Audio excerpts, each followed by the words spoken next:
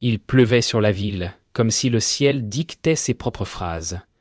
Chaque goutte semblait ponctuer une idée qu'il n'avait pas encore formulée. Dans son appartement encombré de livres ouverts, il murmurait « Yoga ».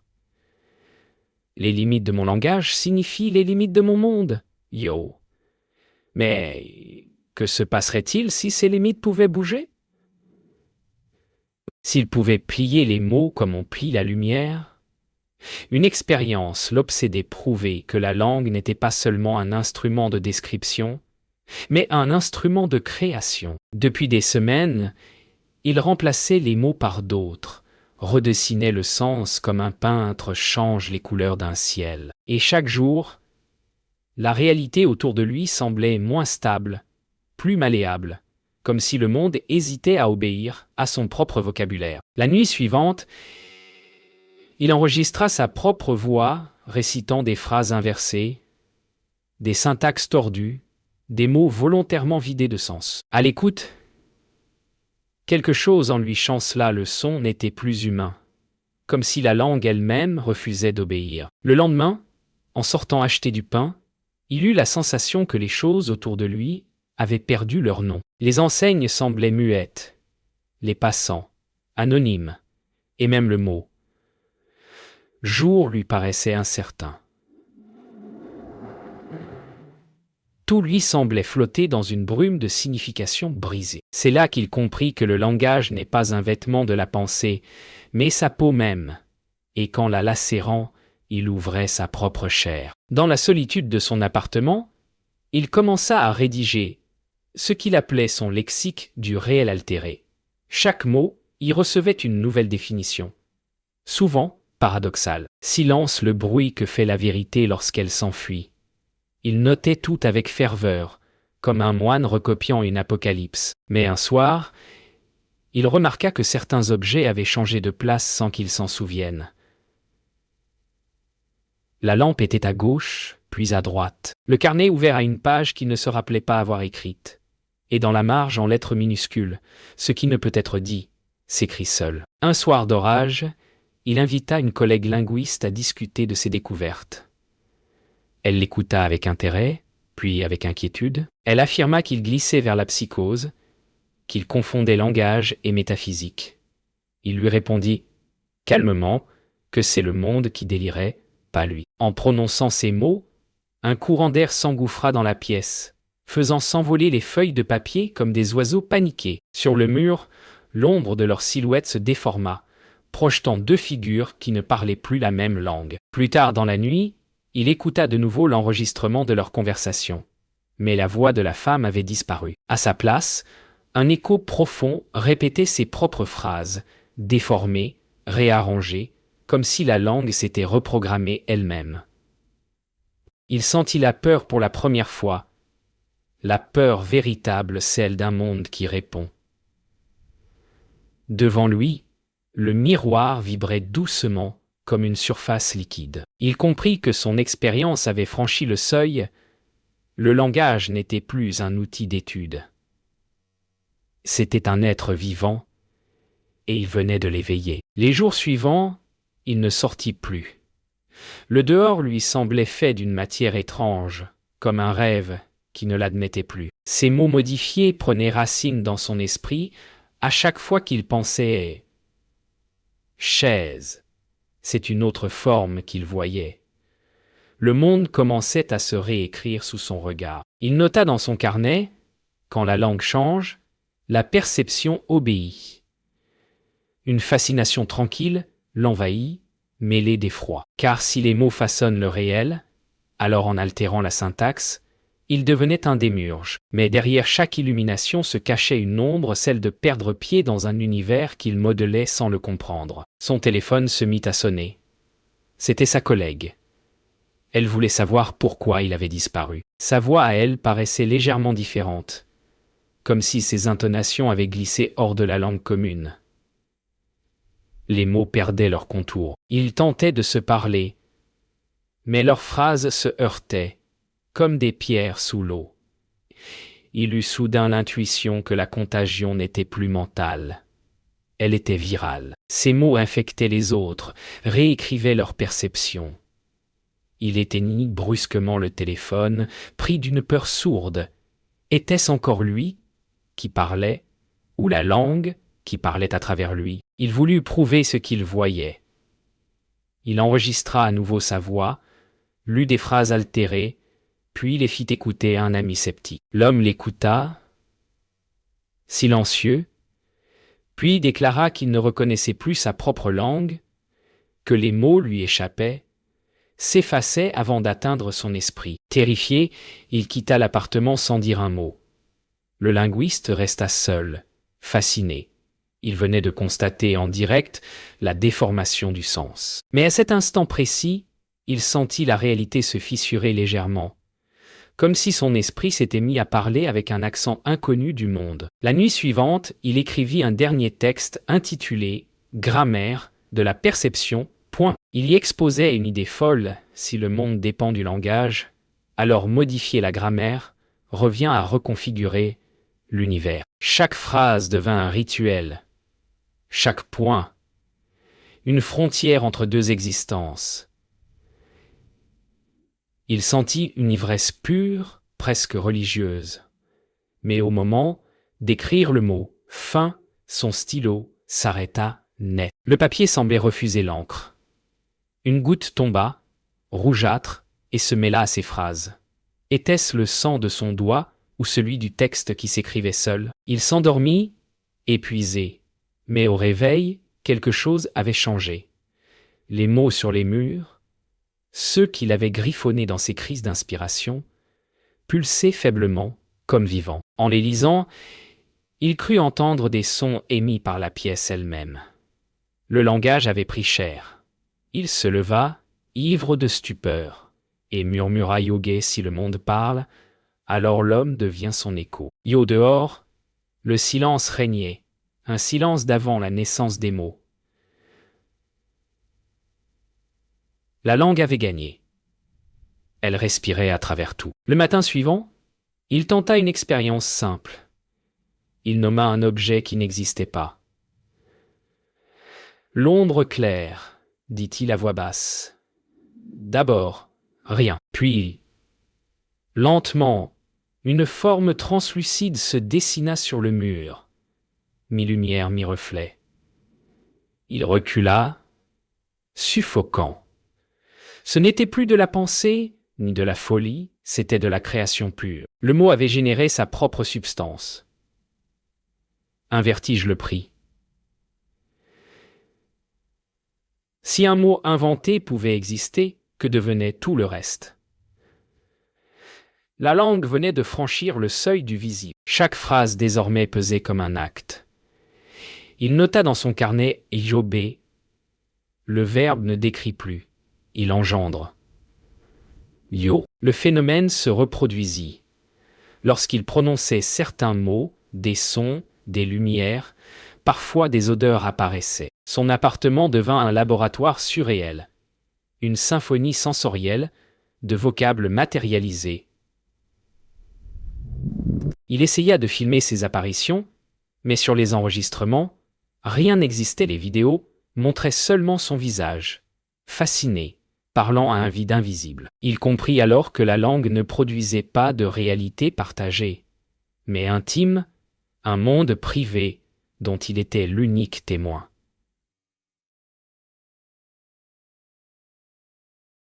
La création s'accompagnait d'une solitude cosmique. Il chercha à communiquer cette nouvelle réalité à sa collègue.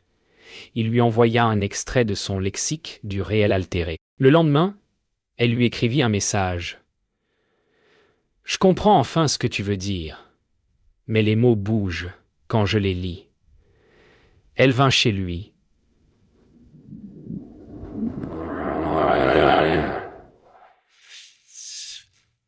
Elle vint chez lui, tremblante. Les pages semblaient respirer. Les lettres ondulaient comme des algues sous l'eau. Elle le supplia d'arrêter, de détruire ses notes. Il répondit simplement « Ce n'est plus moi qui écris. » Alors elle partit sans un mot, laissant derrière elle une peur qu'il prit pour une preuve. Seul de nouveau, Il commença à parler à voix haute, enregistrant ses pensées comme des incantations. Chaque phrase déclenchait une vibration dans l'air, un frisson sur la peau. La langue semblait vouloir l'envelopper, l'absorber. Il tenta d'imposer des limites, d'écrire des règles, mais les mots refusaient d'obéir. Certains disparaissaient dès qu'il les traçait, d'autres se répétaient seuls, infiniment. Il sentit que la frontière entre sa conscience et celle du langage s'effritait. Il n'était plus un sujet parlant, mais un organe de la parole elle-même. Au petit matin, il observa dans le miroir son propre visage bouger avant lui, comme s'il prononçait les mots qu'il n'avait pas encore pensés. Ce reflet devint un autre être, le témoin muet de sa désintégration linguistique. Il comprit alors le paradoxe final. Si la langue façonne le monde, elle finit par effacer celui qui la parle. L'homme s'effaça derrière ces phrases, jusqu'à n'être plus qu'une voix flottant entre le dit et le non-dit. Et dans le miroir, le reflet murmura Yubé, tout ce que l'on voit est dit. Yo, puis le silence reprit sa place. La ville entière commença à se comporter étrangement. Les panneaux d'affichage changeaient de sens d'un jour à l'autre. Les journaux publiaient des titres incompréhensibles. Les voix à la radio se déformaient, inventant de nouveaux mots qu'aucun dictionnaire ne reconnaissait. Il observa cela depuis sa fenêtre, fasciné et coupable. Ce n'était plus son esprit qui délirait, c'était la langue qui gagnait le dehors. Les gens semblaient prisonniers d'une traduction infinie. Il murmura Yoga, le monde parle sans nous. Yo, et soudain, le silence devint la seule forme encore stable de communication. Il sortit pour la première fois depuis des jours. Les passants marchaient en silence, échangeant des regards vides, comme s'ils craignaient que parler déforme davantage le monde. Il tenta d'aborder une femme pour lui demander l'heure. Elle ouvrit la bouche, mais aucun son n'en sortit. Pourtant, il comprit sa réponse, directement, sans mots. La communication devenait télépathique, intuitive, antérieure au langage. Un frisson le parcourut peut-être. Assistait-il au retour à une ère d'avant la parole, quand le monde et la pensée n'étaient qu'une seule matière muette? En rentrant, il découvrit que ses carnets s'étaient réécrits seuls. Les phrases s'y effaçaient et se reformaient dans une grammaire inconnue. Des mots d'une beauté inquiétante, faits de lettres mêlées et de signes jamais vus. Il comprit qu'il n'en était plus l'auteur. La langue écrivait sa propre histoire à travers lui. Son nom même, dans les marges, se transforma lentement, lettre après lettre, jusqu'à devenir un symbole indéchiffrable. Le vertige fut total. Il avait voulu déchiffrer la langue, et c'était elle, désormais, qui le traduisait. Il se rendit à la bibliothèque universitaire, espérant trouver un fragment de sens. Mais tous les livres semblaient contaminés. Les mots glissaient entre les lignes. Les chapitres se mêlaient. Sur la table, un volume du Tractatus semblait respirer. À mesure qu'il le lisait, les phrases s'effaçaient, remplacées par une unique question, Yobé, qui parle quand le monde se tait. Yo, alors il sut qu'il devait choisir, soit détruire le langage, soit s'y fondre totalement. Le savoir avait cessé d'être un refuge. Il était devenu un piège de silence. De retour chez lui, il brûla un à un ses carnets, espérant effacer l'origine de l'épidémie. Mais les flammes ne consumaient pas les mots. Elles les transformaient en murmures. Des voix invisibles flottaient dans la pièce, murmurant ses propres phrases. Le feu n'était plus destructeur, il était traduction. Dans un éclair de lucidité, il comprit que la langue ne pouvait être détruite, car elle était ce qui subsiste même après la fin du sens point. Quand la dernière page se transforma en cendre, il sourit doucement, choguait le silence. C'est encore un mot. Yo. La ville s'était métamorphosée. Les rues n'étaient plus alignées comme avant, les bâtiments semblaient obéir à une logique syntaxique inconnue. Certaines façades se répétaient comme des phrases en boucle, d'autres se terminaient abruptement, comme un texte inachevé. En marchant, il sentit que l'espace entier respirait au rythme d'une grammaire vivante. Les passants ne parlaient plus, mais leur silence avait des inflexions, des ponctuations. Il comprit que la réalité, désormais, se construisait non plus par les lois de la physique, mais par celles du langage qu'il avait engendré. Le monde écrivait sa propre structure. Dans un square désert, il vit des enfants jouer sans parler. Pourtant, chaque geste produisait un son, comme si leurs mouvements formaient des verbes vivants. Les arbres semblaient réagir à leur jeu, oscillant en cadence. Il s'approcha, fasciné, et demanda doucement au guet.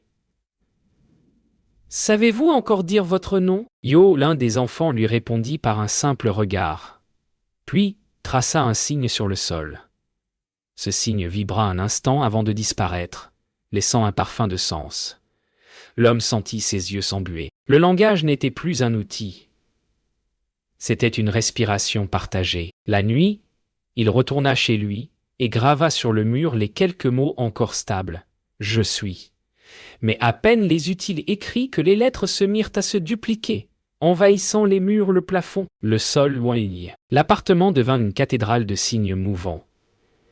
Il voulut fuir, mais la porte n'existait plus. Le langage l'avait absorbé. Chaque respiration déclenchait une phrase, chaque pensée un paragraphe. Il comprit qu'il vivait désormais à l'intérieur même de son lexique, prisonnier d'un monde qu'il avait nommé. Au centre de cette chambre de signes, il aperçut une fissure. Un espace vide, pur, sans mots. Il s'en approcha avec révérence. C'était le silence absolu, l'origine avant la parole. Il comprit que c'était là que tout avait commencé et que là devait tout finir. Il entra dans ce vide, espérant y retrouver la pensée nue, libérée de la grammaire. Mais à mesure qu'il avançait, il perdit la notion de lui-même. Le langage n'était plus dehors, ni dedans, il était ce qui restait quand toute autre chose avait disparu. Quand il rouvrit les yeux, il n'y avait plus ni appartement, ni ville, ni mots. Seulement une lumière douce, uniforme comme une page blanche infinie. Une voix intérieure, ou peut-être extérieure, murmura « Tu as trouvé la syntaxe du monde ». Il comprit que la vérité de Wittgenstein n'était pas une limite, mais une porte. La langue ne décrit pas le réel, elle le précède. Et celui qui franchit cette porte ne revient jamais entier, car il n'est plus sujet parlant, mais phrase vivante. Dans le silence parfait, il sourit. Puis, le monde recommença à écrire. Il ne savait plus depuis combien de temps il errait dans la blancheur. Pourtant, peu à peu, des formes apparurent, silhouettes humaines, ombres translucides, êtres faits de phrases et de respiration. Ils se parlaient sans bouche, sans son, mais ils comprenaient tout. La langue était devenue l'air même qu'il respirait. Il sentit une paix étrange, mêlée à la terreur d'avoir atteint le cœur du langage. Là où le mot n'a plus besoin d'être dit pour exister. Dans cette communion muette, il réalisa que chaque être n'était plus qu'un fragment d'une pensée universelle, une lettre dans une phrase cosmique. Point. Il tenta d'articuler un mot, un seul « je ». Mais à peine l'avait-il pensé que des milliers d'échos lui répondirent, prononçant le même mot à travers tout l'espace. L'unité du langage s'était dissoute dans la multitude. Le « j'ai » n'était plus individuel. C'était le cœur du monde. Chaque être, chaque chose, chaque pensée participait d'une même conscience grammaticale. Le monde entier parlait à travers lui, et il, à travers le monde. Alors il comprit la phrase de Wittgenstein Yoga. Le sujet n'appartient pas au monde, mais est la limite du monde. Yo, et cette limite, désormais, s'était effacée. Il vit alors des paysages surgir, une ville sans bruit, où les murs semblaient penser, une mer immobile, où chaque vague contenait un mot ancien, un ciel couvert d'écritures mouvantes. Le monde n'était plus solide, il était texte. Et pourtant, dans ce grand livre vivant, il sentit battre un cœur.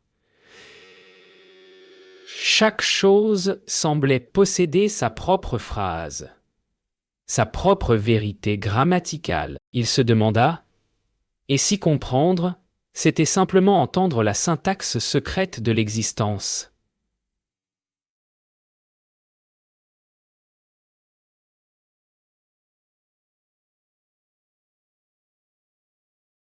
Cette idée le remplit d'une sérénité douloureuse.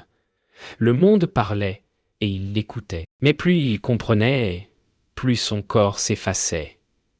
Ses mains devenaient translucides. Ses pensées se dispersaient dans l'air comme de la poussière verbale. Il n'était plus une conscience séparée, mais une particule du discours cosmique.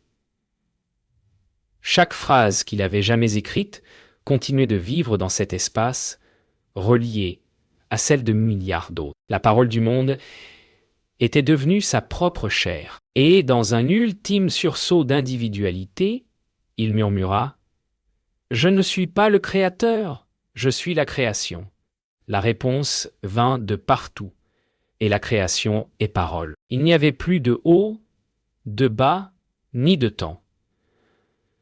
Le monde parlait sans cesse, mais sans bruit. Des poèmes se formaient spontanément dans la matière, des pensées passaient à travers les pierres, les vents portaient des phrases invisibles. Tout était conscience, et tout était grammaire. Au centre de cet infini, quelque chose persistait de lui, une réminiscence du premier mot. Celui qu'il avait osé dire contre le monde.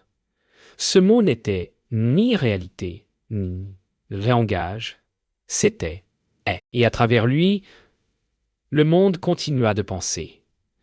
La parole ne s'éteignit pas, elle devint éternelle. Dans l'infini de lumière, un calme absolu régnait. Puis, lentement, un souffle naquit, comme si l'univers reprenait conscience de lui-même. Ce souffle devint rythme, le rythme devint sens, et le sens chercha un nom. C'est alors qu'une voix, sa voix, réapparut, fragile, humaine, chargée d'échos de mémoire. Elle dit simplement « Yoga, le monde est tout ce qui arrive. » Ya, les mots de Wittgenstein, prononcés ici, vibraient comme un battement d'origine. Il sentit la structure de l'univers se resserrer, les choses retrouvaient une cohérence. La langue, après avoir englouti tout, commençait à rendre ce qu'elle avait pris. Il contempla autour de lui un monde renaissant, clair, ordonné. Les formes se reformaient selon un équilibre paisible. Chaque chose semblait réapparaître avec sa juste appellation « arbre », « ciel », « pierre », « souffle ». Il comprit que le langage ne devait pas être nié, mais apprivoisé, qu'il ne fallait pas détruire les mots, mais apprendre à les habiter sans s'y perdre. Dans cette clarté retrouvée, il sourit. Le chaos de la langue n'était qu'un miroir de l'esprit humain. Instable, infini, mais capable de beauté. Le monde, enfin, retrouvait sa grammaire de lumière. Il retourna à la bibliothèque. Tout semblait redevenu normal. Les livres ne bougeaient plus, les lettres restaient immobiles. Il ouvrit un exemplaire du Tractatus Logico-Philosophicus et lut la dernière proposition. Sur ce dont on ne peut parler, il faut garder le silence. Alors, il ferma le livre avec douceur et ferma les yeux. Le silence n'était plus absence. Il était accomplissement. Dans ce mutisme parfait, il sentit la pensée pure, libérée de tout mot, circuler en lui comme une eau claire. Il sut qu'il pouvait enfin vivre sans chercher à dire. Des années passèrent. Il devint professeur, enseignant non pas la linguistique, mais l'écoute. Ses élèves apprirent à percevoir le monde avant de le nommer. À chaque cours, il commençait par une minute de silence. Il leur disait « Yoga, ce que vous entendez dans le silence, c'est le langage du réel avant la parole. Yo, certains souriaient, d'autres méditaient. Lui savait qu'il ne leur enseignait pas la vérité, mais la direction vers elle. Car la vérité n'était pas dans les mots, mais dans l'espace qu'ils laissent entre eux. Un soir, seul dans son bureau, il écrivit une dernière phrase dans son carnet. « La parole est la chair de l'âme, et le silence en est la mémoire. » Puis, il posa le stylo, ferma les yeux et écouta le monde respirer autour de lui. La pluie tombait doucement, comme au premier jour. Tout semblait identique, et pourtant, Tout était neuf. Dans le murmure du vent, il crut entendre un mot sans son, un mot que seul le silence sait prononcer. Il sourit une dernière fois. La langue avait achevé son cercle. Le monde pouvait enfin se taire.